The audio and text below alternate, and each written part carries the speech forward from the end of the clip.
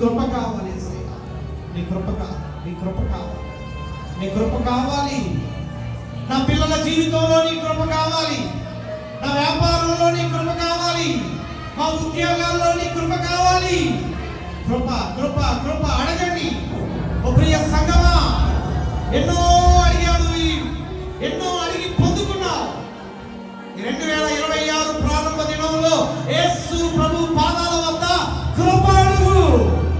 హల్లెలూయా, హల్లెలూయా.